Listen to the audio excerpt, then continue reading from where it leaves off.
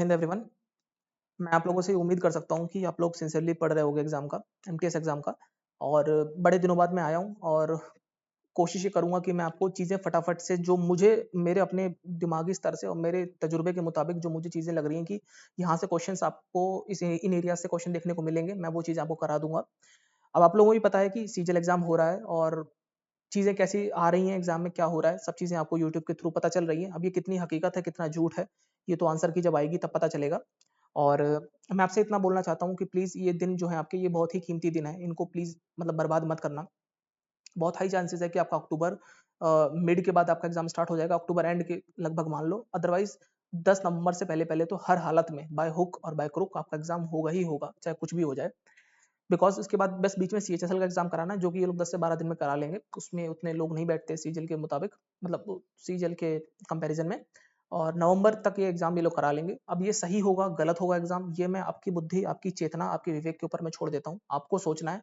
अब आपको जैसे सोचना है आप सोच लो, चीजें सही हो रही हैं गलत हो रही हैं, जो आपको सोचना है सोच लो, क्योंकि मैं कुछ भी इसमें कमेंट नहीं करूंगा। लास्ट टाइम मैंने किया था, बहुत सारे लोग मुझसे खफा हो गए थे और मुझे काफी वैसा वैसा बोल रहे थे, तो मैं मतलब इतनी जहमत क्यों ही लूं, ठीक है, मुझे क्या ही फर्क पड़ता है। लेकिन जो लोग समझदार लोग हैं, थोड़े ही लोग हैं मेरे पास समझदार लोग, मजे की बात तो ये है।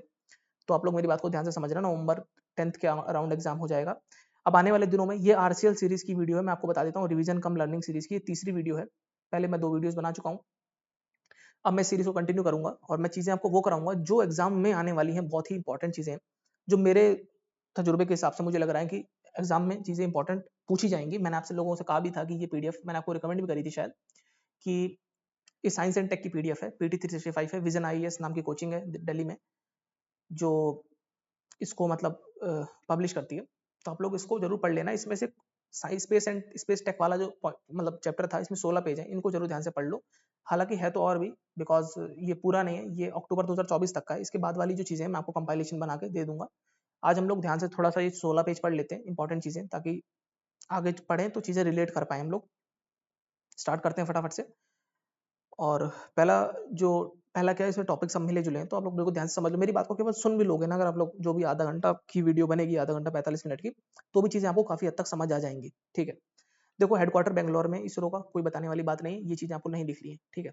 आपको कॉपी पेन लेके बैठ जाओ, अदरवाइज मैं आपको नोट्स भी दे दूंगा, लेकिन आपको मेरे भरोसे नहीं बैठना है, तो लिख लो साथ के साथ, ठीक है, जो जो पॉइंट मैंने हाईलाइट कर रखे हैं। देखो, इसरो जो है, इसने स्पेस डेक्स करके एक एक एक्सपेरिमेंट सैटेलाइट लॉन्च करी। इसमें होता क्या, दरअसल क्या है, स्पेस डॉकिंग एक्सपेरिमेंट सैटेलाइट, इसका नाम ये है। लेकिन आपसे एग्जाम में नाम नहीं आएगा ऐसे, डायरेक्ट आपसे ये पूछेगा स्पेडेक्स जो है ये किसने लॉन्च करी है, पहली बात। हो सकता है कि इसरो, नासा, ईएसए, जाजा ऐसे दिया रहेगा ऑप्शन में, मतलब ये सब एजेंसियां अलग अलग। इसरो तो भारत की है, और जाजा जो है वो जापान की है, ऐसे ईएसए है यूरोप की है, और ऐसे नासा दे देगा, यूरोप जासा दे देगा, और ईएसए दे देगा। तो 4-5 ऐसे ऑप्शन बना के आपको दे देगा, इसरो दे देगा।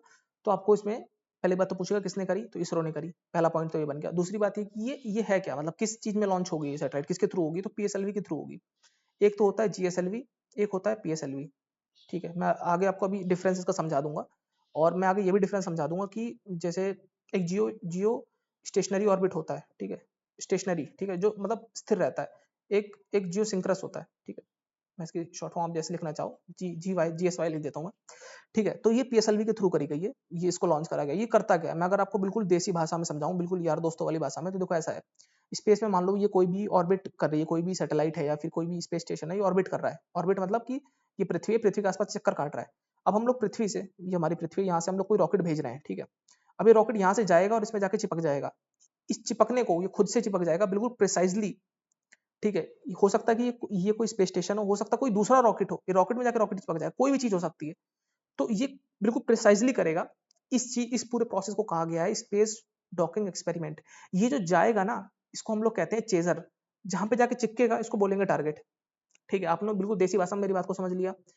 मैंने देसी इसलिए समझाया क्योंकि क्वेश्चन ऐसे नहीं आएगा, ये सब नहीं पूछेगा, ये सब इतनी बारीक वाली बात है, सिर्फ आपसे इतना पूछेगा स्पेस डेक्स मिशन क्या है, ठीक है, क्या है ये पूछ लेगा, क्या क्या ही पूछ लिया तो आपको समझा दिया। आप लोग बाकी उसको भाषा पढ़ के उसको टिक कर देना, समझ गए बात को, ठीक है। भारत जो है ना, चौथा देश है यूएस, रशिया और चाइना के बाद जिसने ये काम करा है। ये याद रखना, यूएस, रशिया, चाइना, क्योंकि बहुत सी चीजें ऐसी हैं जो भारत चौथे नंबर पे कर रहा है, इन 3 देशों के बाद ही कर रहा है भारत, ठीक है। अच्छी बात है कि हम लोग आगे बढ़ रहे हैं, तो हमसे आगे 3 लोग ये पहले कर चुके हैं इस काम को, ठीक है। अब थोड़ा ये डिफरेंस हम लोग समझ लें, फिर आगे बढ़ते हैं, ठीक है, समझ लो एग्जाम में क्वेश्चन तो नहीं आएगा, लेकिन इससे ना चीजें करने में बड़ा मजा आता है, फिर चीजें ना आप एलिमिनेट कर सकते हो ऑप्शन। देखो जीएसएलवी का मतलब, देखो जीएसएलवी पीएसएलवी, पहले इन दो का डिफरेंस समझते हैं, जस्ट अ सेकंड। देखो पी मतलब पी से पतला, याद कर लो, मतलब तरीका बता रहा हूँ याद करने का। और जी से मतलब जियान, वो जो सूनियो जियान नोबिता वाला जो जियान है वो, ठीक है, वो मोटा है। पीएसएलवी मतलब पतला, पतला है तो कमजोर है, थोड़ी सी चीजें ले जा पाएगा, मतलब बहुत ही लो लाइट, मतलब लो वेट की जो सैटेलाइट होती है ना, वो इसके थ्रू लॉन्च होती है, पीएसएलवी के थ्रू। और जो हैवी होती है, और जिनको हमको जियोसिंक्रस ये जियोसिंक्रस में हमको भेजना होता है ना, वो जीएसएलवी के थ्रू जाता है, भारी हो बड़ा हो मोटा हो, इस तरीके से वो जो सैटेलाइट है वो इसके थ्रू जाती है, ठीक है। पीएसएलवी में अगर आप एक बात को समझो, पीएसएलवी जो ना, जो इसरो है, जो वो पीएसएलवी बहुत ज्यादा यूज करता है, इसीलिए पीएसएलवी को इसरो का घोड़ा भी कहा जाता है, ठीक है। इसरो का घोड़ा पीएसएलवी ज्यादातर इसी से करता है, जीएसएलवी से भी करता है, ऐसी बात नहीं है, लेकिन पीएसएलवी ज्यादा यूज करता है। जो पीएसएलवी की जो सैटेलाइट लॉन्च होती है ना, ये अधिकतर सैटेलाइट लोअर अर्थ ऑर्बिट में जाती है, ठीक है। इसकी रेंज 2000 किलोमीटर से कम होती है, 2000 किलोमीटर से कम, मतलब भारत से, मतलब भारत कर रहा हूँ, पृथ्वी से दूरी 2000 किलोमीटर तक बस, इसके नीचे नीचे वाली सारी लोअर अर्थ ऑर्बिट। 160 किलोमीटर से, जस्ट अ सेकंड, 160 किलोमीटर से शुरू होता है, 2000 तक जाता है। 160 ना याद रहे तो कोई बात नहीं, लेकिन 2000 से कम याद रखना, एग्जाम में क्वेश्चन आ सकता है, बिकॉज अभी रिसेंटली बहुत सारी चीजें लॉन्च हो रही है, सैटेलाइट वगैरह सब लोअर अर्थ ऑर्बिट में ही जा रही है, 2000 किलोमीटर से जो कम होती है, समझ गए बात को। तो ये दो का काम तमाम। अभी समझो जियो स्टेशनरी और जियो सिंक्रस ये क्या होता है। देखो ये है पृथ्वी, ठीक है, और ये है इक्वेटर। इक्वेटर मतलब 0 डिग्री पर। अब पृथ्वी से कोई सैटेलाइट ऐसी है जो इक्वेटर पर घूम रही है, ठीक है, 0 डिग्री पर है, ध्यान रखना, 0 डिग्री जानना बहुत जरूरी है। 0 डिग्री मतलब इंक्लाइनेशन नहीं है इसका, 0 डिग्री पर है। 0 डिग्री पर ऐसे लग रहा है, अगर मान लो पृथ्वी से मैं देख रहा हूँ, यहाँ से आप देख रहे हो, तो आपको ऐसा लग रहा है ये तो वहीं की वहीं है, हिल ही नहीं रही, मतलब स्टेशनरी है, बस इतना आपको समझना है। इसको बोलते हैं जियो स्टेशनरी। ये हिलेगी नहीं, इक्वेटर पे रहती है, 0 डिग्री पे रहती है। और जियो सिंक्रस क्या होता है, ये किसी भी एंगल पे हो सकती है, मतलब इंक्लाइनेशन होना इसका जरूरी है, कंपलसरी है, 0 डिग्री पे नहीं हो सकती, 0 डिग्री के अलावा कहीं भी हो सकती है, ठीक है। और ये सिंक्रस मतलब जैसे कि पृथ्वी अर्थ के सूर्य जो पृथ्वी जो है सूर्य के चक्कर काटती है 24 घंटे में, 24 में नहीं काटती, थोड़े कम में करती है, 23 घंटा कुछ मिनट, उसी तरीके से ये जो जियो सिंक्रस वाली है, ये पृथ्वी के चक्कर काटेगी, वही जितने देर में वो सूर्य के काटेगी उतनी देर में। तो इससे क्या होता है ना कि ये सन के साथ साथ चलती है, ठीक है, और मोमेंटरी मतलब ऐसे मूवमेंट करेगी कि सिंक्रस, सिंक मतलब समझते हो, सिंक का मतलब क्या होता है, जैसे मैंने बोला एक तो आपने बोला एक, मैंने बोला दो तो आपने बोला दो, तो मतलब समझ रहे हो, मेरे मेरे धुन में धुन मिला रही है, मेरी आवाज में मैं जो मैं बोल रहा हूँ मेरे सुर में सुर मिला रही है, उसको बोलते हैं। इसमें क्या डिफरेंस होता है, ये 0 डिग्री पे, ये 0 डिग्री पे नहीं है। और सिंक्रस है मतलब ये अर्थ के साथ साथ, अर्थ जैसे सूर्य के साथ होती है, तो ये सूर्य के साथ ये भी सिंक्रस मॉड्यूल में, मतलब सिंक्रस टोन में, उसी टोन में, समझ गए इतनी बात को। तो मेनली आपको जो अपने नोट्स पे लिखनी थी, ये सब बातें तो याद करने वाली थी, थोड़ा सा समझ लो, दिमाग में रखो बस, ज्यादा क्वेश्चन नहीं आएगा। लोअर अर्थ ऑर्बिट 2000 किलोमीटर पे, समझ गए, बात खत्म। ये क्या करेगा स्पेसडेक्स मिशन, मैंने आपको बता दिया, यहाँ से निकलेगा यहाँ जाके चिपक जाएगा, कुछ भी हो सकता है चिपकने के लिए, जरूरी नहीं कि एक इंटरनेशनल स्पेस स्टेशन हो, कोई सैटेलाइट हो सकती है, कुछ भी हो सकता है। मान लो ये दूसरा रॉकेट है, ये यहाँ से दूसरा रॉकेट चिपक गया जाके, तो कुछ भी हो सकता है, और प्रिसाइजली चिपकेगा बस। और ये प्रिसाइजली चिपकाने की टेक्निक ने ना, भारत ने ना 3 देशों की बात करी, यूएसए ने करी, रशिया और चाइना, इन 3 के बाद करी, चौथे नंबर पे है भारत, ये बात ध्यान रखना। चलो आगे बढ़ते हैं, इतनी बात समझ आ गई, इसमें से कुछ भी देखने की जरूरत नहीं है, आप वही, इसलिए मैं कह रहा हूँ, मैं जो हाईलाइट करके पढ़ा रहा हूँ पढ़ लो, बिकॉज आप उलझ जाओगे इसमें, नहीं तो बहुत बड़ी पीडीएफ होती है, पढ़ने में दिमाग खराब हो जाता है। अंतरराष्ट्रीय भारतीय भारतीय अंतरिक्ष स्टेशन के नाम से, इसे इंटरनेशनल स्पेस स्टेशन है ना, 5 देशों ने जो मिलकर लॉन्च करा था 1998 में, तो उसी तरीके से भारत बोल रहा कि हम भी अपना भेजेंगे। क्यों? क्योंकि रशिया ने भेज दिया भाई, चलो ठीक है भेज लो अपना भी। तो ये कब तक भेजोगे ये बताओ, तो 2028 तक हम लोग पहला मॉड्यूल भेज देंगे, और ये ठीक है भेज देंगे, तो ये चालू कब होगा, तो 2035 तक चालू हो जाएगा, ऑपरेशनलाइज हो जाएगा, ठीक है। तो ये बात क्या लिखी हुई है, गगनयान प्रोग्राम ये क्या होता है, अरे अभी हमारे जो उनका नाम मुझे रिकॉल नहीं हो रहा है, शुभंकर, सॉरी यार मुझे नाम नहीं यार रिकॉल हो रहा है यार, हद हो गई। अरे जो अभी रिसेंटली लौटे हैं वहां से, क्या शुक्ला नाम है उनका, शुभंकर या क्या नाम है यार, शुभंकर, जो भी एस से नाम है उनका, तो एस शुक्ला सर जो लौटे हैं अभी, ठीक है, स्पेस स्टेशन से, तो वही गगनयान प्रोग्राम, ये यहाँ पर क्या हो रहा है, ये मैंड मिशन है, मतलब भारत लोग भर के ये लोग भेजेंगे, ठीक है, स्पेस फ्लाइट में, वहां पर जाएंगे, 2026 में ये काम होगा, कहां पर होगा, लोअर अर्थ ऑर्बिट पे तो नहीं होगा, लोअर अर्थ ऑर्बिट तो मैंने आपको याद कराने के लिए लिखा हुआ है यहाँ पर, ठीक है, स्पेस फ्लाइट मिशन है, 400 किलोमीटर जो है ऊपर जाएंगे, ठीक है, और लोअर अर्थ ऑर्बिट में ही हो गया, बिकॉज 160 से ऊपर ही होती है ना, 2000 किलोमीटर तक होती है, तो लोअर अर्थ ऑर्बिट में ही जाएंगे ये लोग, ठीक है, 3 दिन का ये एक्सपेडिशन रहेगा इनका, ठीक है। एक और जाएगा, एक फीमेल जाएगी, मतलब फीमेल एक रोबोट जाएगा स्पेस फ्रेंड टाइप से, हाफ ह्यूमनॉइड व्योमित्रा नाम से स्पेस फ्रेंड, ये इनके साथ जाएंगी मोहतरमा। तो ये आप लोग समझ गए। अच्छा, गगनयान जो है ये भारत फिर अगेन वही चौथा देश बन गया इन तीन के बाद, यूएस रशिया चाइना के बाद ये चौथा देश होगा जो जो क्रूड मतलब समझते हो, जिसमें लोग बैठ के जाएंगे स्पेसक्राफ्ट में, ये भारत ऐसा चौथा देश है। समझ गए हम लोग इस बात को? ठीक है, यहाँ तक तो लिखने वाली बातें सिर्फ क्या क्या मैं बता देता हूँ। पहला मॉड्यूल 2028 दिसंबर 2028 में मतलब लॉन्च होगा। Gaganyaan programme 2026 lower earth orbit 400 kilometre तक जाएगा। और व्योमित्रा ये हाफ ह्यूमनॉइड रोबोट है, मोहतरमा है, आप लोग समझ गए इस बात को। और चौथी कंट्री है, ये तो आपको याद ही रखना है। अब ये देखो, ये वाली बात जो मैंने आपको बताई, 2028 में पहला बेस मॉड्यूल लॉन्च होगा और ऑपरेशनलाइज 2035 तक होगा। ये अपने नोट्स में फर्रे में लिखना हो तो लिख लेना। अब ये बात सुनो, जो इंटरनेशनल स्पेस स्टेशन था मैंने आपको बताया ना 1998 में लॉन्च हुआ, और ये ऑपरेशनलाइज मतलब चालू कब से हुआ? दुकान तो खोल दी, चालू कब होगी? 2000 में, सन 2000 में चालू हुई। ठीक है, कहाँ पर है? लोअर अर्थ ऑर्बिट पे, वही मैंने आपको बताया 2000 किलोमीटर से कम, 160 किलोमीटर से ज्यादा। तो ये इंटरनेशनल स्पेस स्टेशन है, किन 5 देशों का है ये नासा का है, ठीक है, रॉसकॉस्मोस का है, रशिया जिसे बोलते हैं, रशिया का स्पेस मतलब रशिया की जो स्पेस एजेंसी है, यूरोपियन स्पेस एजेंसी, ठीक है, जाजा जापान की स्पेस एजेंसी, और सीएसए कनाडा की स्पेस एजेंसी, इन 5 का मिलकर इन लोगों ने बना दिया है। ठीक है, चाइना का खुद का भी है यार एक, इसका नाम है त्यांगोंग, नाम है स्पेस स्टेशन। ये कब लॉन्च करा था? ये कोविड के बाद करा। पहले तो दुनिया को मार दिया, फिर उन्होंने अपना ये खोल दिया 2021 में। 2022 मतलब दिसंबर लेट 2022 से ये लोग चालू कर दिया इन्होंने, दुकान 2021 में खोली थी, 22 में चालू कर दी। समझ आ गई बात? अब ये ध्यान से सुनो, एग्जाम में क्वेश्चन कैसे आएगा। यूएन कैबिनेट ने ऐसा कहा है कि हम लोग वीनस ऑर्बिटर मिशन जो है, ये भारत का पहला मेडन मिशन है वीनस के लिए, ये हम लोग लॉन्च कर रहे हैं। ठीक है, कब लॉन्च करेंगे? 2028 में। तो 2028 में कुछ और भी होने वाला है, अभी हमने जस्ट अभी ऊपर पढ़ा। क्या होगा? 2028 में पहला मॉड्यूल लॉन्च होगा भारतीय अंतरिक्ष स्टेशन का, 2035 में वो चालू हो जाएगा। 2026 में क्या होगा? गगनयान मिशन होगा। ये क्या है? इसमें लोग भर के ले जाएंगे लोग सैटेलाइट में। ठीक है, एक मोहतरमा भी जा रही है साथ में। बात समझ आ गई? ठीक है, रिकॉल भी हो गई, अच्छी बात है। क्वेश्चन कैसे आएगा एग्जाम में? जैसा कि पोस्ट फेज में आया था, मैं आपको बता देता हूँ। क्वेश्चन जनरली ऐसा आएगा, आपको ये दे देगा, शॉर्ट फॉर्म दे देगा, वार्टिस वोडेक्स पूछ लेगा, ये भाई साहब बताओ, मिशन तो भारत का है, ठीक है, ये है क्या, लेकिन किस चीज का मिशन है? ये पेलोड है, किस चीज की पेलोड है? तो ये वीनस का मिशन है, वीनस का ऑर्बिटर मिशन है। ये भर के ले जाएंगे लोग, वार्टिस और वोडेक्स। भर के ले जाने का मतलब ये पेलोड है, उसके अंदर जाएंगे, मतलब उस रॉकेट के अंदर भर के ये लोग ले जाएंगे, स्पेस जो क्राफ्ट है उसके अंदर। ठीक है, इसकी फुल फॉर्म चाहो तो याद कर लो, लेकिन फुल फॉर्म याद करने से कोई मतलब नहीं है। क्यों? क्योंकि फुल फॉर्म में तो वीनस आ ही गया ना। चाहो क्या पता फुल फॉर्म ही पूछ ले एग्जाम में, तो इसको जरूर लिख लेना। ठीक है, एक बार गो थ्रू कर लेना जो भी है। अगर मैं फटाफट से बताना चाहूँ, वीनस जो है ना, इस वीनस के आसपास है बहुत सारे बादल सल्फ्यूरिक एसिड के। इन बादलों के चक्कर में ना जो अंदर इसके गैसेस ट्रैप हो गई, इसलिए बहुत ज्यादा गर्म प्लेनेट है, पूरे पूरे सोलर सिस्टम का सबसे ज्यादा गर्म है। क्यों गर्म है भाई साहब? गैस है, गैस है तो ग्रीन हाउस गैस ट्रैप हो गई तो बाहर नहीं जा पाती है, तो गर्म है। समझ आ गई बात? वीनस और यूरेनस, यू और वी, यूवी तो समझते हो ना, UV rays, ultra violet rays. तो यू मतलब यूरेनस, वी मतलब वीनस। ये दो ऐसे प्लेनेट हैं जो ईस्ट से वेस्ट जाते हैं। बाकी जितने भी प्लेनेट हैं सोलर सिस्टम में हमारे, वो सब वेस्ट से ईस्ट जाते हैं, ये समझ लो। ये वेस्ट से ईस्ट मतलब पृथ्वी वेस्ट से ईस्ट जाती है, तो याद कैसे करें यार, भूल ना जाए एग्जाम में। ये तो भूलोगे नहीं कि यूवी जो है ना, वो अलग जाते हैं इन सबसे हटके, बाकी सबसे हटके। यूवी मतलब यूरेनस और वीनस वैसे तो नहीं जाते जैसे बाकी और सब जाते हैं, मतलब बाकी और सब कैसे जाते हैं? वेस्ट से ईस्ट जाते हैं। ये हम लोग कैसे याद करें? मैं देखो आपको बहुत ही अच्छा तरीका बताता हूँ। देखो, वेस्ट में होता है कैपिटलिज्म है, न्यू लिबरलिज्म है, लिबरलिज्म है, मतलब पूंजीवाद बहुत ज्यादा, वहाँ पैसे वैसे कमाओ। ठीक है, लेकिन जब उनका पैसा कमा कमा के दिमाग खराब हो जाता है, तो उनको सॉल्यूशन चाहिए होता है कि कैसे सॉल्यूशन मिले। स्पिरिचुअलिज्म चाहिए उनको, उनको योगा चाहिए। तो योगा लेने के लिए कहाँ आते हैं वो लोग? स्पिरिचुअलिज्म के लिए कहाँ आते हैं? वेस्ट के सारे गोरे लोग आते हैं ईस्ट में। ईस्ट बोले तो जैसे कि हिंदुस्तान की धरती है, हमारे बगल में चाइना है, जहाँ ताओइज्म और अपना लाओत्से वगैरह बड़े बड़े थिंकर्स हुए, और बुद्धिज्म, जैनिज्म, क्या क्या नहीं हुआ यहाँ पर। ठीक है, तो इसलिए यहाँ पर ये लोग आते हैं सीखने के लिए, मतलब पूरा वेस्ट ईस्ट आता है। ठीक है, वेस्ट ईस्ट आता है तो मतलब पृथ्वी भी, जहां पर सब लोग जा रहे हैं वहीं पृथ्वी भी जा रही है, मतलब पृथ्वी भी ईस्ट की तरफ ही जा रही है। समझ गए बात? मतलब पृथ्वी जो है वो वेस्ट से ईस्ट जाती है।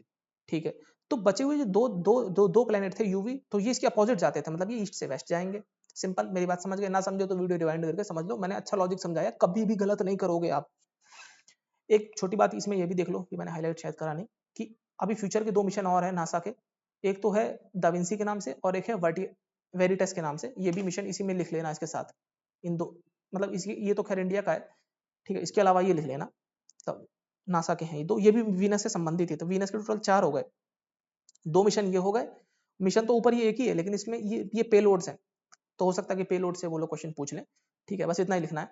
ये बहुत इंपॉर्टेंट टॉपिक है, इससे क्वेश्चन बहुत ज्यादा आ रहे हैं एग्जाम में, अभी पोस्ट फेज में आए थे। ठीक है, क्वेश्चन आउट नहीं हुए, लेकिन मैं आपको मतलब इसके तो आउट हो ही गए थे, सबको पता ही चल गया था उसमें क्या ही है।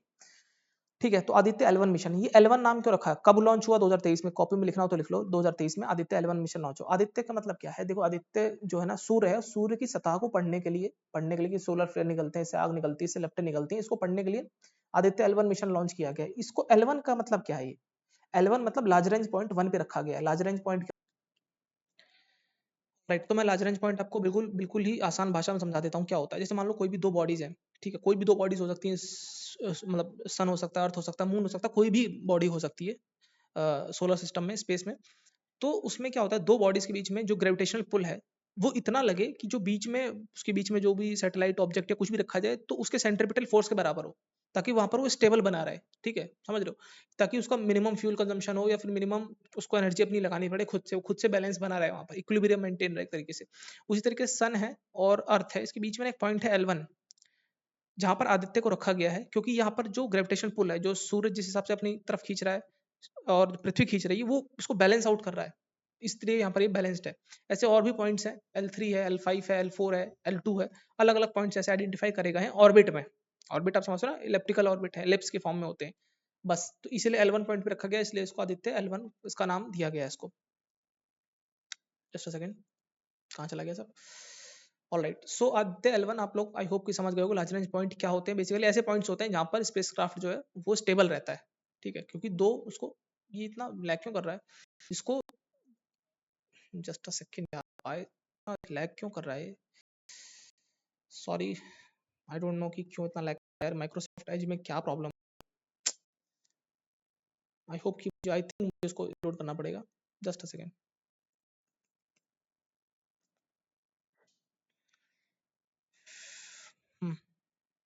अब सही। तो हाँ, तो लार्ज रेंज पॉइंट मैंने आपको समझा दिए, वो सब चला जाता है, जो भी उसका इसमें जो भी हम लिखते हैं वो सब चला जाता है, जो भी बोलते हैं उसको। हम्म, तो आदित्य L1 मिशन क्या क्या स्टडी करेगा, मैंने आपको समझा दिया कि वो जो सोलर फ्लेयर्स हैं, सोलर मास इजेक्शंस जो निकलेंगे सूर्य की सतह से, वो सब को स्टडी करेगा। 2023 में ये लॉन्च हुआ था L1 मिशन। L1 पे रखा गया उसको लार्ज रेंज पॉइंट 1 पे। मैं L1 पे इसलिए स्ट्रेस दे रहा हूँ बिकॉज मैं आगे आपको समझाऊंगा जेम्स वेब टेलीस्कोप करके एक है जो कि नासा ने मतलब लॉन्च करा, उसको किस पॉइंट पे रखा गया है, क्योंकि क्वेश्चन उससे फ्रेम हो सकता है। Because L1 is a very important point. L1 point पे रखा गया ना आदित्य L1 को, ये बहुत इंपॉर्टेंट पॉइंट है। और भी तो पॉइंट थे, कहीं और रख देते। ऐसा क्यों रखा गया है, क्योंकि यहाँ पर ये पॉइंट आप देखो, उसका सिग्निफिकेंस देखो कि यहाँ पर एक तो पहली बात है कि फ्यूल कम लगेगा। ठीक है, दूसरी बात है फ्यूल तो और पॉइंट पे भी कम लगेगा, चाहे वो L3 हो L5 हो, क्योंकि वो ना, समझ रहे हो फ्यूल क्यों कम लग रहा है, क्योंकि दो तरफ से खींच रहा है, तो उसको अपना पर्सनल फोर्स नहीं लगाना पड़ रहा है। L1 पिन एडवांटेज है कि ना कंटिन्यूअसली जो है ना वो देखता रहेगा सूर्य को। ठीक है, कोई बीच में एक्लिप्स नहीं पड़ेगा, कोई ग्रहण नहीं लगेगा बीच में, चांद या फिर पृथ्वी, वो सब कुछ नहीं आएगा बीच में। इसलिए L1 पॉइंट आप देख रहे, खुद अब कॉमन सेंस लगाओ ना, पृथ्वी बीच में कैसे आ पाएगी यहाँ से, अगर घूमेगी भी तो ये तो यहीं रहेगा ना पॉइंट। इसलिए L1 पॉइंट कहा गया है जहां से सूर्य को बार बार देख सकता है, और इसीलिए तो मिशन लॉन्च किया गया था, ताकि सूर्य को देख सके वो। इसीलिए L1 पॉइंट की सिग्निफिकेंस है अपनी। ठीक है, जैसे मैंने आपको बताया कि जेम्स वेब स्पेस टेलीस्कोप है, ये L2 पे रखा गया है यहाँ पर ये क्या है, अभी जेम्स वेब टेलीस्कोप आगे हम लोग देखेंगे किस किस दो देशों ने मिलकर लॉन्च करा। उससे पहले एक इंपॉर्टेंट पॉइंट ये आपको लिख लेना चाहिए, बिकॉज इससे क्वेश्चन आया था पोस्ट फेज में। वो ये था, सोहो मिशन जो है ना, ये किसने लॉन्च किया था। ठीक है, सोहो सिर्फ लिखा हुआ था, मतलब क्वेश्चन में सोहो डायरेक्टली शायद पूछा गया हो, या फुल फॉर्म भी दे दी गई हो कि सोलर हेलियोस्फेरिक ऑब्जर्वेटरी सैटेलाइट, इसकी फुल फॉर्म ये है। इसको भी L1 पॉइंट पे रखा गया है। ये किसने लॉन्च किया था, तो नासा और यूरोपियन स्पेस एजेंसी ने मिलकर इसको लॉन्च किया था। डायरेक्टली क्वेश्चन हिट हुआ था ये। तो आप देख सकते हो क्वेश्चंस कहाँ से आ रहे हैं मेनली। तो ये रिसोर्सेज आपको पढ़ने चाहिए, फॉलो करने चाहिए। बाकी दो चीजें आप लोग लिख सकते हो, इसको तो लिखने की आवश्यकता नहीं, ये लिख लो सिर्फ, पार्कर सोलर प्रोब नासा ने ये लॉन्च किया है। ये पहला एक ऐसा है कि जो 7 लाख किलोमीटर प्रति घंटा की रफ्तार से ये उड़ रहा है, मतलब चल रहा है, ट्रेवल कर रहा है, और सबसे फास्ट ऑब्जेक्ट है ये, मतलब मानव जाति के इतिहास में, और सबसे करीब भी है सूर्य के। तो आप इतना लिख लो, पार्कर सोलर प्रोब, सोलर से तो पता चल ही जाएगा कि ये सन से रिलेटेड है बस, और सबसे फास्टेस्ट है। बस ये 2-3 शब्द लिख लो अपने नोट्स में। आगे बढ़ते हैं हम लोग। चंद्रयान 3 मिशन, चंद्रयान 2 आपको पता है कि वो सक्सेसफुल नहीं हो पाया था 2019 में, जब आपको पता चल गया था ना, मतलब क्या हुआ था उसमें, वो शायद कनेक्शन टूट गया था, जो भी था। लेकिन 3 जो है वो पहुंच गया था बाकायदा आराम से, और साउथ पोल में वो लैंड किया था। जिस पॉइंट पे लैंड करा था उसको क्या बोलते हैं, शिव शक्ति पॉइंट बोलते हैं। 3 पॉइंट याद रखने हैं आपको चंद्रयान मिशन के, बिकॉज अभी इन्होंने क्या करा चंद्रयान मिशन की, वो मतलब उस दिन को शायद याद कराओ, जो भी कराओ इन लोगों ने। नेशनल स्पेस डे जो है उसको मनाया गया 23 अगस्त 2024 को, ताकि जो चंद्रयान 3 की लैंडिंग हुई थी उसको मतलब उसको कॉमोरेट करने के लिए, ठीक है, समझ गए हम लोग, पहली बार मनाया गया ना, मेडन है, फर्स्ट टाइम मनाया गया है नेशनल स्पेस डे 23 अगस्त 2024। क्वेश्चन आ सकता है डायरेक्टली, आप लोग उसको लिख लेना। 3 पॉइंट आपको याद रखने हैं, 3 नाम याद रखने हैं। शिव शक्ति पॉइंट वो है जहाँ पर वो लैंड करा था, ठीक है। लैंड कौन करा था? विक्रम लैंडर। उसके अंदर से निकला क्या था? प्रज्ञान रोवर। बस 3 नाम आपको याद रखने हैं। फिर वो मैंने आपको जो जोड़ा बताया था यूएस, रशिया और चाइना का, चौथे नंबर पे है भारत, सॉफ्ट लैंडिंग जिसने करी, तो अगेन चौथे नंबर पे हमको याद हो गया। 5वें नंबर पे कौन है? तो 5वें पे जापान है, ठीक है, जापान हमारे पीछे पीछे चल रहा है। अगेन वही जो मैंने आपको बताया था कि जीएसएलवी से वो लॉन्च करेगा, पीएसएलवी से तो पतला वाला, जी से जियान मतलब हैवी वाला, तो जियो सिंक्रोनस सैटेलाइट लॉन्च व्हीकल उसने लॉन्च करी है। ऑलराइट, समझ आ गया, उसके थ्रू लॉन्च करा गया था इसको।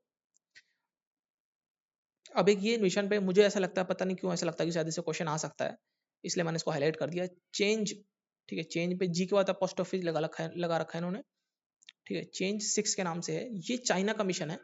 और ये क्या मतलब इसने करा क्या है कि ना, ये चांद की दूसरी साइड पे गया है, जो हमको एक तो दिखती है, ठीक है, एक साइड तो तुमको दिखती है, कि दूसरी साइड वो गया, वहां से जाके कुछ सामान वामान सैंपल वैम्पल लेके आ गया है, ठीक है, तो उसने ये करा है। उसके अलावा अगर मैं बोलूँ तो दूसरी साइड के बारे में थोड़ा सा, अगर आपको जानना कम मन है तो थोड़ा सा जान लो कि वहाँ पे ना थोड़ा सा क्रस्ट थोड़ी मोटी है, वहाँ पे क्रेटर्स ज़्यादा है, जो गड्ढे टाइप के होते हैं वो ज़्यादा है, और लावा के प्लेन्स कम है थोड़े से, बस थोड़ा सा इतना देखना चाहो तो देख लो। अगर इधर एक मैं आपको छोटी बात और बता दूं, अगर आप मेरे को यहाँ पर ध्यान से सुन रहे हो, बिकॉज इससे क्वेश्चन आ सकता है, कि ना कोरल मास इजेक्शन जो होते हैं ना, इसको स्टडी करेगा आदित्य मिशन। मतलब कुल मिला के सूर्य की जो सतह है उसको स्टडी करेगा कि उससे क्या निकल रहा है, वो क्या उसमें सोलर फ्लेयर्स आ रही हैं, आंधी आ रही है, ठीक है, आंधी टाइप की आती है ऐसी। तो इससे ना कुछ प्रभाव पड़ता है पृथ्वी के ऊपर भी, और क्या प्रभाव पड़ता है मैं आपको बताऊंगा, और उसमें किस चीज पे प्रभाव नहीं पड़ता है वो जानना बहुत जरूरी, बिकॉज उससे उसी जगह क्वेश्चन ये लोग फ्रेम करेंगे एग्जामिनर, मुझे पता है, क्योंकि ऐसा ही क्वेश्चन यूपीएससी में भी आया था 2022 में, और बहुत ही टिपिकल क्वेश्चन है, काफी आपको नॉलेज होनी चाहिए उसके लिए। अब देखो, यूनियन कैबिनेट ने चंद्रयान 4 मिशन जो है उसको अप्रूवल दे दिया है, चंद्रयान 3 का सक्सेसर है, जो 3 मतलब जो अभी मैंने आपको बताया ना, शिव शक्ति पॉइंट और विक्रम और प्रज्ञान रोवर वगैरह, तो उसका ये चौथा मिशन होगा, ठीक है। ये क्या करेगा, ये कब तक है? ये 2040 तक है। ये करेगा क्या? थोड़ा बड़ा सामान वामान कलेक्ट करके लाएगा, जो कि अभी चाइना का मैंने बताया ना आपको, चेंज वन ने करके लाया था, वही चीज ये भी करेगा, ठीक है। ये याद कर लो थोड़ा सा यार, लूपेक्स मिशन इसको लिख लो कहीं पर, चाहे चंद्रयान 4 2040 तक ये सब करो ना करो कुछ चलेगा, लेकिन लूपेक्स मिशन जरूर लिख लो। मुझे लग रहा है कि डायरेक्ट क्वेश्चन इसमें आएगा एमटीएस में, पहले भी क्या पता आ चुका हो, कि ये इसरो और जाजा, जाजा बोले तो जापान वाली जो स्पेस एजेंसी, उन दोनों लोग मिलकर जाएंगे। क्या करेंगे लूपेक्स मिशन में? देखेंगे जाके भाई साहब कैसा पानी है और कैसी इसकी क्वालिटी है चांद के ऊपर, ठीक है। और ये डार्क साइड पे जाएंगे, जो हमको जो आगे वाली साइड दिखती है वहां नहीं, उसके पीछे वाली, जो मैंने आपको बताया ना कि जहाँ पर गड्ढे ज्यादा हैं और वो जो उसका जो क्रस्ट है वो मोटा है, तो वो थोड़ा वो देखेगा जाके, वहां पर जाकर पानी की वो देखेगा कैसी क्वालिटी है कैसी क्वांटिटी है, ठीक है। एक बस आप ये नाम याद रख लो, पुष्पक जो है ना, ये पुष्पक नाम का रीयूजेबल लॉन्च व्हीकल जो है ना, इसरो ने मतलब इसने टेक्नोलॉजी डेमोन्स्ट्रेट करी, इसने करके दिखाया कि जैसे वो नहीं है फेल्कॉन, और वो है स्पेस एक्स का फेल्कॉन 9 नहीं है, अरे जो आपने देखा होगा सोशल मीडिया वगैरह पे, क्यों जा रहा है और वापस स्पेस आके लॉन्च हो रहा है, वैसे ही जाके दोबारा हॉरिजॉन्टली खड़ा हो जा रहा है, वो सब चीज आपने देखी होंगी, लेकिन वर्टिकली खड़ा हो जा रहा है। लेकिन ये क्या करेगा, पुष्पक, पुष्पक में लगे हुए हैं पंख, ये ग्लाइड करेगा हॉरिजॉन्टली ना, समझ रहे हो, ग्लाइडिंग करेगा। ग्लाइडिंग आप समझ पा रहे हो ग्लाइडिंग क्या होता है? ऐसे होता है ना, ऐसे वो लगे होते हैं, उसके विंग्स होते हैं, तो ऐसे ग्लाइड करके वो दोबारा रीयूज हम लोग उसको कर सकते हैं, तो उसका नाम क्या है? पुष्पक है। इसरो ने करा है इसको डेवलप, और वो हॉरिजॉन्टली ग्लाइड करेगा। क्या पता आपको वर्टिकली दे दे एग्जाम में, लेकिन हॉरिजॉन्टली करेगा ग्लाइड, ऐसे इसमें दिया गया है यहाँ पर, ठीक है। बस इतना अब नाम याद रख लो बस। मैं आई होप कि आपका एक पेज भी नहीं भरा होगा अभी, आधा पेज भी नहीं भरा होगा, थोड़ी थोड़ी चीजें लिखनी है बस आपको। लो अर्थ ऑर्बिट मैंने आपको समझा ही दिया है, 2000 से कम, 160 किलोमीटर से ज्यादा, ठीक है। एक ही बेसिक बात थोड़ी याद रख लो कि ना, अभी ये एयर ब्रीदिंग प्रोपल्शन टेक्नोलॉजी का इन्होंने, इसरो वालों ने इसका दिखाई इन्होंने।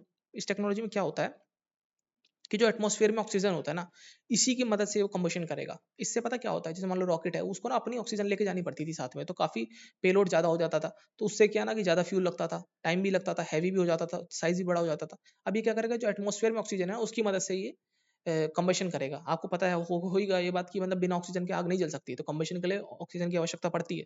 तो इसलिए उसको अपना ऑक्सीडाइजर लेके नहीं जाना पड़ेगा, कोई जरूरी नहीं है उसको अपना ऑक्सीडाइजर लेके जाए, वो डायरेक्टली जो अवेलेबल है उसी से वो प्रपल्शन कर पाएगा। एग्जाम में आएगा नहीं, लेकिन मैंने आपको for sake of general knowledge मैंने आपको बता दिया। अभी 50 साल हो गए 1975 के बाद, 50 साल हो गए आर्यभट्ट जो पहली से मतलब सैटेलाइट जो लॉन्च करी थी भारत ने, उसका 50 साल हो गए, ठीक है। कब करी थी? 1975 में करी थी। तो याद करना चाहो तो कर लो, शायद एग्जाम में आ जाए, अदरवाइज तो पता होना चाहिए 1975 में करी थी। 50 साल याद कर लेना, बस बात खत्म। अच्छा, बनाई तो इसरो ने थी, लेकिन लॉन्च जो है हमारे प्रिय मित्र सोवियत यूनियन रशिया ने करी थी, तो उसके माध्यम से हम लोगों ने कराई थी। क्या क्या स्टडी करना था? एक्सरे, एस्ट्रोनॉमी, एरोनॉमिक्स और सोलर फिजिक्स। सोलर फिजिक्स वही सूर्य की जो स्टडी करने के से संबंधित ये गया था, तो बहुत ही बेसिक सा ये मॉड्यूल था। अब ये मत करो, ये एग्जाम में नहीं, ये इतना रेलिवेंट नहीं है, बिकॉज पहले मैं सोच रहा था कि सब चीजें कर दूं, बट इतना इंपॉर्टेंट नहीं। ये तृष्णा थोड़ा सा आपको देखना पड़ेगा, बिकॉज जो जॉइंट वेंचर जो होते हैं ना, जो दो कंट्रीज मिलकर करते हैं ना, वो एग्जाम में आने के चांसेस बहुत हाई होते हैं। कोई भी एग्जाम हो, चाहे वो सीजीएल नहीं, सीजीएल हो, चाहे एमटीएस हो, चाहे सीएचएसएल हो, कोई भी एग्जाम हो, एसएससी का कोई एग्जाम हो, चाहे वो बाकी एग्जाम्स भी हो, कोई अदरवाइज एग्जाम्स भी। तो तृष्णा जो है, thermal infrared imaging satellite for high resolution natural resource assessment, ये क्या करेगा भाई साहब? मान लो पृथ्वी है, उसमें देखेगा, पृथ्वी में कोई देश है तो उसमें देखेगा कि पानी वानी कहाँ पर है, उसका क्या हिसाब किताब चल रहा है, किस तरीके से डिस्ट्रीब्यूशन है उसका, कहीं स्ट्रेस तो नहीं किसी एरिया में, कहीं पर ज्यादा पानी की मान लो वाटर लेवल नीचे तो नहीं। सब चीजें बेसिकली एक तरीके से क्या बोल सकते हैं इसको हम लोग, जो काम जो अपना जो इंडियन सैटेलाइट करती आ रही है बेसिकली अभी तक, नाविक वगैरह, तो वही वाला काम ये भी करेगा, ठीक है। जो भी नाविक रिसेंटली लॉन्च हुई है नासा और इंडिया की, वही वाली सैटेलाइट वाला काम ये करेगा, तृष्णा मिशन। लेकिन ये इसरो और ये सीएनईएस, फ्रेंच की, मतलब इसरो और फ्रेंच मिलकर करेगा साथ में, बस इतना आप लोग समझ लो इसको शॉर्ट में। इतना आप लिख लो बस, तृष्णा, तृष्णा लिखो, आगे उसकी ये पूरी फुल फॉर्म लिख लो, और उसके आगे ये भी लिख लो क्या देखेगा, monitoring of energy and water budget of continental biosphere, मतलब पृथ्वी का देखेगा मेनली। और ये दो देश मिलकर कर रहे हैं, बस बात खत्म। और ये सन सन सिंक्रोनस ऑर्बिट में रहेगा, वही जियो सिंक्रोनस वाली बात है, कोई नई बात नहीं इसमें, हटाओ इसको। मतलब फालतू की चीजें ज्यादा हमको याद नहीं रखनी, बिकॉज अपनी लिमिट है। अच्छा, ये हब्बल कांस्टेंट वगैरह पे, इस सब पे थोड़ा क्वेश्चन आता रहता है, तो मैं आपको एक छोटी चीज और बता देता हूँ यहाँ पर, कि मैंने अभी रिसेंटली क्या करा कि ज्योग्राफी के लगभग मेरे ख्याल से 800-900 क्वेश्चन थे। एक बार मैं देख लेता हूँ कितने क्वेश्चन थे, क्योंकि मैं इन सारे क्वेश्चन से गो थ्रू हुआ, ठीक है। सिर्फ आप लोगों के लिए, ताकि कुछ चीजें ना आपको मैं एक पीडीएफ दे सकूँ, जिससे आपके एग्जाम में हेल्प हो जाए। जस्ट अ सेकंड, मैं आगे आने वाले दिनों में दे दूंगा ये चीज। हाँ, ये 900 क्वेश्चन लगभग थे जिनसे मैं गो थ्रू हुआ। इन 900 क्वेश्चंस में से लगभग मुझे ऐसा लग रहा है कि 200 या 250, 250 क्वेश्चन लगभग, दो मतलब ऐसे पॉइंट हैं, फैक्ट बोल लो, वन लाइनर बोल लो, जो मुझे इंपॉर्टेंट लगे। और मैं आगे वाले आने वाले दिनों में आपको ये पीडीएफ नहीं दूंगा, इसके बजाय मैं आपको डायरेक्ट नोट्स दे दूंगा, वो 200-250 जो पॉइंट्स रहेंगे ना, ताकि उनसे डायरेक्ट क्वेश्चन आ जाए तो आप डायरेक्टली हिट कर दो एग्जाम में, ठीक है। ज़्यादा आपको मतलब ये 900 बार बार आप रिवाइज तो कर नहीं पाओगे, रिवाइज करना पॉसिबल नहीं, इनको 900 को बार बार देखोगे तो इसी में दिन खराब हो जाएगा आपका। इससे बेटर है कि अगर मैं आपको 1-2 पेज के नोट्स दे दूँ, तो उससे आप जल्दी कर लोगे, ठीक है। मान लो डायरेक्ट क्वेश्चन आ गया कि एक्सपेंडिंग यूनिवर्स का हाइपोथेसिस किसने दिया? तो एडविन हब्बल ने दिया, ठीक है। अब ऐसे मैं आपको एक क्वेश्चन और दिखाता हूँ। मैं इस तरीके से बना के दूँगा ना नोट्स आपको, कि आप बहुत आसानी से उसको रिवाइज़ कर लोगे। हुँ। जैसे अभी मैंने बताया ना आपको कि एक्सपेंडिंग यूनिवर्स का हब्बल ने दिया। अभी स्टेडी स्टेट का फिर किसने दिया? ये फ्रेड होयल ने दिया। समझ रहे हो? मैं एक ही जगह पे चीज़ लिख दूँगा, एक ही लाइन में, तो आप उसी जगह पे दोनों चीज़ें याद कर लोगे। आई होप मेरी आप बात लोग समझ गए होंगे। और इस तरीके के मैं आगे चल के और भी पीडीएफ्स के बना दूँगा, ताकि जल्दी रिवाइज़ हो जाए, समझ रहे हो? बड़ी प्रॉब्लम होती है, जैसे फ्रिजिड ज़ोन वगैरह पे क्वेश्चन काफ़ी आता है, टॉरिड ज़ोन, फ्रिजिड ज़ोन, इन सब पे क्वेश्चन सीजीएल वगैरह में आ चुके हैं, तो मैं सब कर दूँगा। जो मैंने बोला था मैं अपना वादा निभाऊँगा, चाहे वो इकोनॉमी को पढ़ाने का हो, कोई भी चीज़ का हो, मैं अपने वादे से पीछे नहीं हटने वाला। तो हम लोग थोड़ा इसको समझ लेते हैं। जैसे मैंने आपको बताया था, वो अभी ऊपर ये बात बताई थी, कहाँ चला गया वो Aditya mission? Just a second. ये सोलर फ्लेयर्स वाली, और जो मैंने बताई थी ना, सोलर सूर्य पे जो आंधी आती है, तो उन आंधी से कुछ फ़र्क पड़ता है भारत कह रहा हूँ, पृथ्वी की सतह पर। तो किन-किन चीज़ों पे फ़र्क पड़ता है, ज़रा ध्यान से सुन लो। अर्थ की जो जो मतलब मान लो कोई कोई अर्थ के आस-पास सैटेलाइट घूम रही है, उस पे फ़र्क पड़ेगा। जीपीएस सिग्नल जो हमको मिलते हैं, उस पे फ़र्क पड़ेगा, ठीक है। जो भी पावर सिस्टम्स वगैरह हैं, जो भी ग्रिड है, पावर ग्रिड है, उस पे फ़र्क पड़ेगा। जो एयरप्लेन वगैरह उड़ते हैं, उस पे फ़र्क पड़ेगा, ठीक है। इन सब पे फ़र्क पड़ेगा, लेकिन एक चीज़ इससे नहीं आती है, ध्यान रखना, सोलर फ्लेयर से या कोरल मास इजेक्शन से कभी भी सुनामी नहीं आती है, ये बात ध्यान रखना। सुनामी नहीं आती है इससे। एग्ज़ाम में दे देगा कि सुनामी आती है, सुनामी नहीं आती है इससे। ये बात बिल्कुल बिल्कुल अपने दिमाग में फिट कर लो, कि सोलर स्टॉर्म जो आंधी होती है, सूर्य पे जो आंधी आती है, उससे ये सब चीज़ें तो होती हैं, कि सैटेलाइट पे फ़र्क पड़ेगा, जीपीएस सिग्नल डिफंक्ट हो जाएगा, और जो पावर ग्रिड सिस्टम है, ये पूरी कोलैप्स कर जाएगी, और ये जो स्पेस क्राफ्ट वगैरह उड़ रहे हैं, इन सब पे फ़र्क आएगा। लेकिन सुनामी नहीं आएगी। सुनामी आती है टाइड से। टाइड से सुनामी आती है। और टाइड कैसे आते हैं? सोलर और जो चांद है और जो सूर्य है, इस पे जो ग्रेविटेशनल पुल है, अगर आपको पता होगा सुनामी का बेसिक कंसेप्ट, जो खींचते हैं ना, उससे आता है। उससे पानी, जो पानी का लेवल है वो ऊपर नीचे होता रहता है, जो हाई टाइड लो टाइड आती है, उससे फर्क पड़ता है। सोलर स्टॉर्म से नहीं आती है। सोलर स्टॉर्म से नहीं आती। मैं 4-5 बार बोल चुका हूँ, एग्जाम में आएगा, गलत मत करना। कुछ भी नाम लिखा हो, सोलर फ्लेयर लिखा हो, सोलर स्टॉर्म, सोलर फ्लेयर लिखा हो, सोलर स्ट्रॉम लिखा हो, कोरल मास इजेक्शन लिखा हो, या फिर ये लोग जियो मैग्नेटिक स्ट्रॉम दे दे, कुछ भी दे दें, ये बात ध्यान रखना, सुनामी पे कोई प्रभाव नहीं पड़ता इसका। बस आई होप कि आप लोग याद रखोगे। एक अरोरा नाम का, ये तो खैर आपने पढ़ा भी होगा ज्योग्राफी वाले, इस पीडीएफ में अरोरा दिया हुआ है, मैं आपको दिखा दूंगा। लेकिन अरोरा समझ लो, अब आ गया तो समझ लेते हैं होता क्या। देखो मल्टी कलर की, अगर आपको फोटो वगैरह दिखाता ज़्यादा बेटर समझ आता। जो साउथ पोल नॉर्थ पोल होते हैं वहाँ पे ना मल्टी कलर की ऐसी रेनबो टाइप का बनता है, ठीक है, हरा नीला इस टाइप कलर का। तो ये जो है इसको नॉर्दर्न हेमिस्फीयर में क्वेश्चन कैसे आएगा, अरोरा नॉर्दर्न हेमिस्फीयर में बनता है तो उसको क्या बोलते हैं, अरोरा बोरेलिस बोलते हैं, ठीक है। अरोरा तो पता ही है, अरोरा तो दोनों में ही है, लेकिन बोरेलिस नॉर्थ में, ऑस्ट्रेलिस साउथ में। अब साउथ में तो याद हो गया ऑस्ट्रेलिस कि साउथ में ऑस्ट्रेलिया है, और जाहिर सी बात है अगर ये याद हो गया तो वो तो बाय डिफॉल्ट याद हो ही जाएगा कि वो तो नॉर्थ में हो गया, क्योंकि साउथ में तो ये है ना। ठीक है, ठीक है, ठीक है। और कैसे होता है ये सब, इतना डीप में नहीं आएगा, ये सब यूपीएससी में आता है, इसमें नहीं आएगा, ठीक है। अच्छा एक बात ये भी समझ लो, कुछ स्पेस की डेब्रीज है, कुछ डेब्रीज मतलब कूड़ा करकट, जो मान लो पहले सैटेलाइट थी अब वो डिफंक्ट हो गई, काम नहीं कर रही है, जो सूर्य के आसपास, जो पृथ्वी के आसपास घूम रही है। तो ये जो घूम रही है ना, ये किस किस किस रेंज में घूम रही है, तो ये मेनली लोअर अर्थ ऑर्बिट में है, ठीक है, वही 2000 के कम कम में, 160 के ऊपर में, ठीक है। तो ये बात आपको बेसिक बात है, पता होनी चाहिए, क्योंकि कोई एग्जाम में क्वेश्चन आ सकता है। वो आपको दे देगा कि जो स्पेस डेवरीज हैं वो 2000 से 4000 किलोमीटर के बीच में पाई जाती है, नहीं, 2000 से कम में है, मेनली लोअर अर्थ ऑर्बिट में ही है, मैक्सिमम डेवरीज वहीं पर है, बाहर भी हो सकती है, कोई मान लो यहाँ से उड़ के चली गई हो 2000 से बाहर, लेकिन मैक्सिमम यहाँ पर है, वो मैक्सिमम देगा आपको एग्जाम में, ठीक है।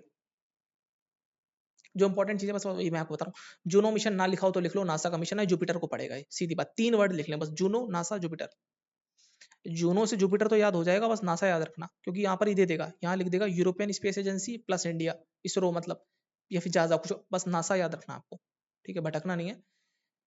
ये कि मार्स का मिशन है, एटमॉस्फेयर और उसका वॉलेटाइल एवोल्यूशन को पढ़ने के लिए मावन मिशन जा रहा है। मावन मिशन किसका, अगेन नासा का है, समझ गए। ड्रैगन फ्लाई मिशन नासा का, ये क्या करेगा, ये टाइटन जो है ना, जो सैटर्न का चांद है, टाइटन जिसको बोलते हैं, उसको पढ़ने के लिए जाएगा बस। ये 3 मिशन मुझे लग रहा है बहुत इंपॉर्टेंट है।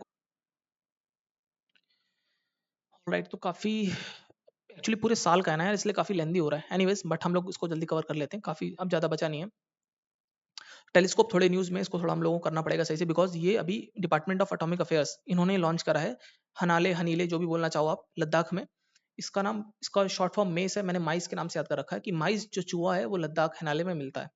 हनाले में चूहा है, लद्दाख में, ठीक है तो मेस ना, MA है ये, ठीक है। इसकी इसकी फुल फॉर्म है मेजर एटमॉस्फेरिक, इसका मैं प्रोनाउंसिएशन सही से शायद कर पाऊँ, शेनकॉव एक्सपेरिमेंट, ठीक है। ये हनाले में, ये करता क्या है, देखो एशिया का सबसे बड़ा है, एशिया का सबसे बड़ा है, वर्ल्ड का दूसरे नंबर का बड़ा है, ठीक है, सबसे बड़ा टेलीस्कोप है। ये करेगा क्या, ये जो एक्चुअली जो सुपरनोवा इवेंट होता है, जैसे मान लो कोई भी यूनिवर्स में कोई भी ऐसा इवेंट है जहां पर बहुत हाई एनर्जी गामा रेज निकल रही है, या फिर कोई, आप इतना बेसिक बात समझो, जैसे सुपरनोवा होता है, सुपरनोवा आप समझाने बैठूंगा तो लंबी कहानी हो जाएगी, अदरवाइज ऐसा समझ लो कोई भी ऐसे हाई एनर्जी पार्टिकल जहां से निकल रहे हैं, या फिर कोई बहुत ज्यादा एनर्जी निकल रही है कहीं, किसी फिनोमेना कोई ऐसा हो रहा है जैसे बहुत ज्यादा एनर्जी एमिट हो रही है, तो उसको स्टडी करेगा ये, ठीक है। क्या स्टडी करेगा, चूहा है छोटा सा, लेकिन स्टडी बहुत बड़ी चीज करेगा ये, ठीक है। हनाले लद्दाख में, ठीक है।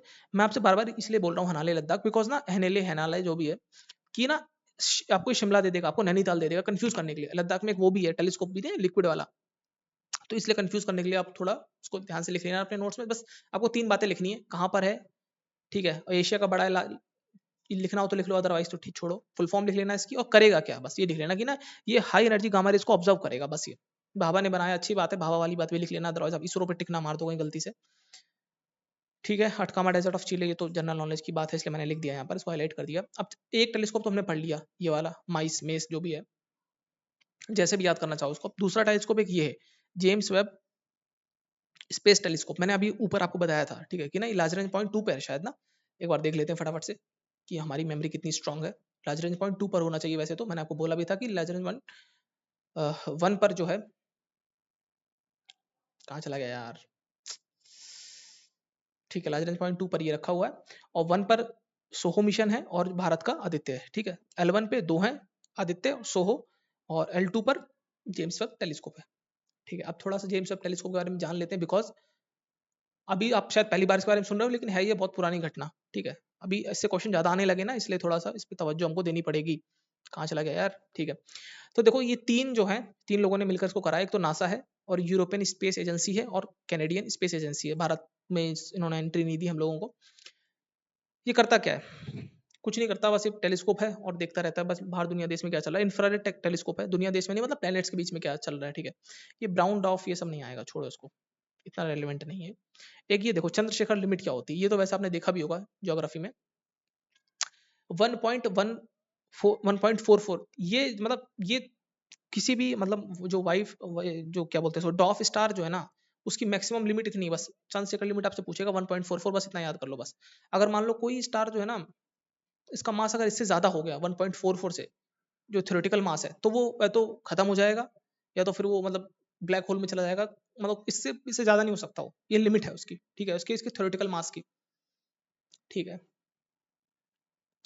तो आइंस्टीन की जो journal journal theory of relativity थी, उसके बारे में थोड़ी बात यहाँ पे लिखी हुई है। मतलब इन सबसे कोई लेना देना नहीं, इन जनरल बात समझो पहले। एल्बर्ट आइंस्टीन की थ्योरी ऑफ जनरल रिलेटिविटी ये कहती है कि किसी भी पार्टिकल के लिए इम्पॉसिबल है कि किसी भी मतलब, मान लो ये इस ऑर्बिट में घूम रहा है ऐसे ऐसे, तो घूमता नहीं रहेगा वो गिर ही जाएगा इसी में एक ना एक दिन। ये बात वो कहना चाह रहा है। लूसी मिशन जो है, ये कि 2021 में लॉन्च हुआ था जुपिटर को पढ़ने के लिए, मतलब जुपिटर को एक्सप्लोर करने के लिए, टॉर्जन एस्टेरॉइड जो भी है। मतलब लूसी मिशन, आप बस आपको इतना याद रखना, बात खत्म। लूसी जुपिटर इतना लिख लो बस, 2021 वगैरह लिखना चाहो तो लिख लो, अदरवाइज लूसी जुपिटर लिख लो, क्योंकि इससे क्वेश्चन बन सकता है। और पेरिजी वगैरह तो चलो खैर बाद में पढ़ा दूंगा ये आपको मैं, ये ज्योग्राफी का पार्ट है। पहला रियूजेबल हाइब्रिड रॉकेट रूमी, अभी मैंने ऊपर आपको क्या बताया था, जो इन्होंने रॉकेट अभी जो ऐसे ग्लाइड करेगा, लॉन्चर जो था जिसे उनका फेल्कॉन था, उसका नाम मेरे दिमाग से निकल रहा है, क्या अभी मैंने आपको बताया था, रिकॉल नहीं हो रहा यार, बड़ा अच्छा सा नाम था, खैर जो भी नाम था आप लोग उसको देख लेना ऊपर। तो रियूजेबल हाइब्रिड, उनको इसका नाम उन्होंने रूमी रखा है। ये क्या है भैया, ये दोबारा इसको हम लोग यूज कर सकते हैं, ऐसे रॉकेट है, बस बात खत्म। जैसा कि वो स्पेस एक्स वाले अब हमारे कौन है वो महानुभाव इलॉन मस्क बना रहे हैं, उसी तरीके से भारत का जो है वो रियूजेबल रॉकेट, इसका नाम है रूमी, ठीक है।